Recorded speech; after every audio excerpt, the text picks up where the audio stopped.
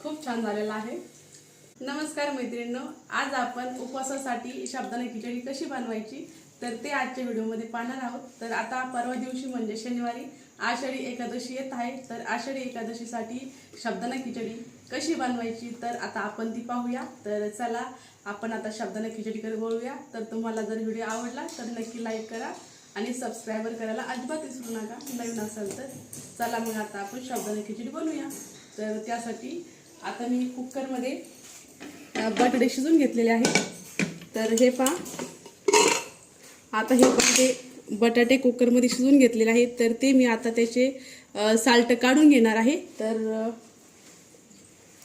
पहा, आता आपले उकडलेले बटाटे आहे ना, तर हे ताटामध्ये काढून घेत आहोत। तर उकडलेले बटाटे जर असेल ना साबुदाणा खिचडीमध्ये तर खूप छान लागते।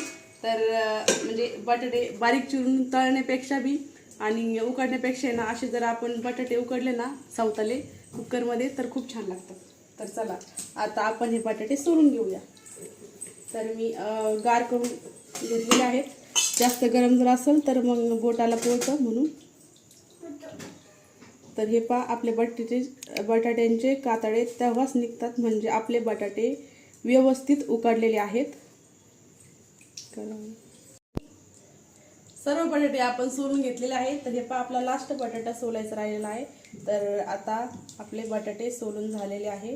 तर बटाटे सोलून झाल्यानंतर लगेच आपण हे आहेत तर आपण लगेच कट करून घेऊया। हे पहा, छोटे छोटे साईजमध्ये छानसे आपण बटाटे कट करून घेऊया। जास्त मोठे पण नाही आणि जास्त छोटे पण नाही।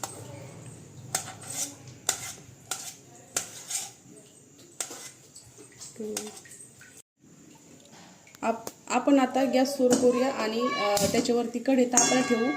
तोपर्यंत आपली कढई तापेपर्यंत आपण हे पहा, इकडं बटाटे कट करून घेतलेले आहे।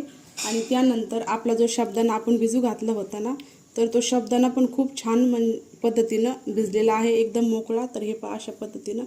तर हा साबुदाणा मी आता या ताटामध्ये काढून घेते म्हणजे तुम्हाला दिसेल मी कशा पद्धतीनं भिजवला आहे आणि पाणी किती आणि कसं टाकलेलं आहे।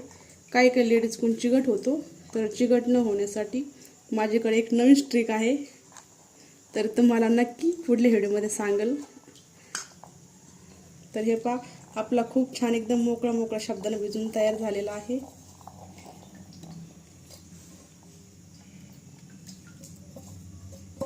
आपली कढाई पण गरम झालेली आहे। त्याच्यामध्ये आपण शेंगदाणे टाकून घेऊया आणि शेंगदाणे आता आपण एका उलथाने किंवा तुमच्याकडे जे असेल पळी उलथानं तर त्यांनी व्यवस्थित भाजून घेऊया। तर हे पहा, तर माझी कढाई गरम झालेली आहे आणि त्याच्यामध्ये जे मी शेंगदाणे टाकले तर ते छान पद्धतीनं भाजत आहेत। आपले शेंगदाणे भाजूपर्यंत आपण त्यासाठी साबुदाण्यात आणि शेंगदाणे मिक्स आपण मिक्सरमधून काढून घेणार आहोत। तर त्यासाठी मी मिरच्या घेतलेल्या आहे 4 ते 5, तुम्ही तुमच्या आवश्यकतेनुसार घेऊ शकता। तर आपले शेंगदाणे पण जवळपास भाजलेले आहे। तर शेंगदाणे मस्त छानसे व्यवस्थित भाजून घ्यायचे, कच्चे वगैरे ठेवायचे नाही म्हणजे साबुदाणा जो करतो आपण त्याला छानशी चव येते। आणि आपण मिक्सरच्या भांड्यामध्ये शेंगदाणे आणि मिरची टाकून घेतलेली आहे। आता ते मिक्सरला बारीक करून घेऊया।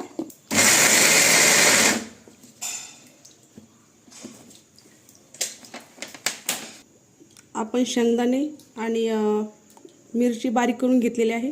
जास्त बारीक नाही केली कारण की साबुदाण्यामध्ये जास्त बारीक छान नाही लागत, त्यामुळं आपण कढईमध्ये तेल किंवा तूप तुम्ही जे तुमच्याकडे असेल ते टाकू शकता। तर मी कढईमध्ये तूप टाकून घेतलेलं आहे। तर तूप आपलं गरम झालेलं आहे। तर त्यानंतर जे आपण मिक्सरमधून शेंगदाणे आणि मिरची काढलेली आहे तर ते त्याच्यामध्ये टाकून घेऊया।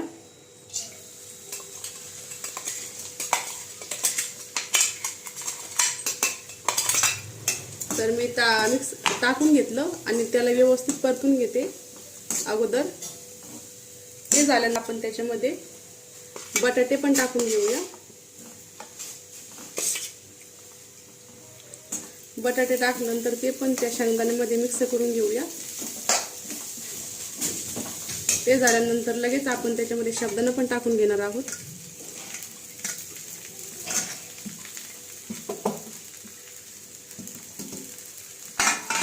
त्याच्यामध्ये आपण साबुदाणा पण घालून घेतलेला आहे.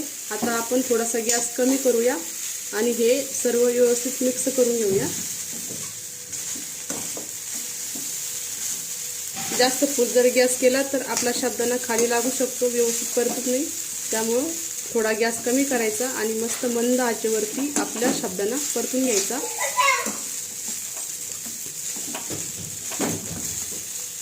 आता आपण त्याच्यामध्ये चवीनुसार मीठ टाकून घेणार आहोत.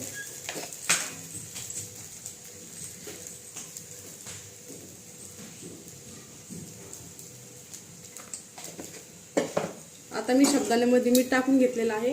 आता मीठ टाकल्यानंतर व्यवस्थित आता मी साबुदाणा मिक्स करून घेणार आहे.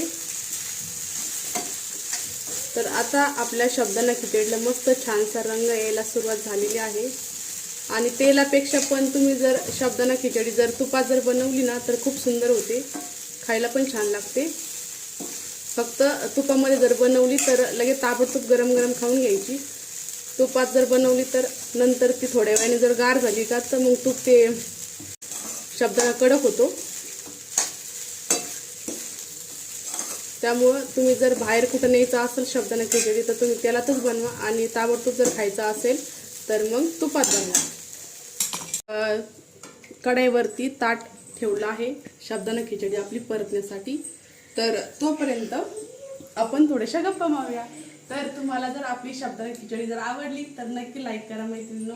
आणि तुम्हाला जर असेच नवीन नवीन व्हिडिओ पाहायला आवडत असेल आमचे तर नक्की तुम्ही लाईक करा आणि कमेंट करायला अजिबात विसरू नका. तर आज आपण मस्त आषाढी एकादशीसाठी घरच्या घरी साधी आणि सोपी गावाकडल्या पद्धतीने साबुदाणा खिचडी बनवली आहे. तर तुम्ही हा साबुदाणा खिचडी दह्यासोबत पण खाऊ शकता किंवा शेंगदाण्याच्या पिठल्यासोबत बी खाऊ शकता, तुमची चॉईस. तर आज आम्ही साबुदाणा खिचडी बनवली आहे ना तर ती आम्ही दह्यासोबत खाणार आहे. दही लिंबू जे असेल ते जास्त तोंडी लावायला जर मिरची असेल तर अजून छान लागते.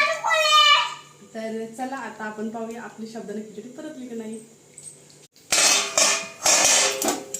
तर आपली साबुदाणा खिचडी जवळपास मस्त छानशी परतलेली आहे. तर हे पहा आणि किती मोकळी झालेली आहे, चिकट वगैरे अजिबात झालेली नाहीये. जास्त चिकट झाल्यानंतर छान लागत नाही, ती खायला पण छान लागत नाही, खूप चिकट होते. तर आम्ही बनवलेली साबुदाणा खिचडी खूप सुंदर झालेली आहे. चला आता आपली साबुदाणा खिचडी तयार झालेली आहे. तर आपण आता लगेच खायला घेऊया. मी एका वाटीमध्ये दही घेतलेला आहे. आता आपण त्याच्यामध्ये साबुदाणा घेऊया आणि तुम्हाला मस्त छानशी टेस्ट करून दाखवते. तर हे पहा आपली साबुदाणा खिचडी आणि दही तयार झालेला आहे खाण्यासाठी. तर मी तुम्हाला दही या साबुदाणा खिचडीमध्ये टाकून घेते आणि खाऊन दाखवते. खूप छान झालेला आहे. तर तुम्हाला जर आमची साबुदाणा खिचडी आणि दही ही रेसिपी जर आवडली असेल तर नक्की लाईक करा आणि आमच्या पद्धतीनं परवा दिवशी आषाढी एकादशीला साबुदाणा खिचडी नक्की करून. तर बाय, परत भेटूया पुढल्या व्हिडिओमध्ये.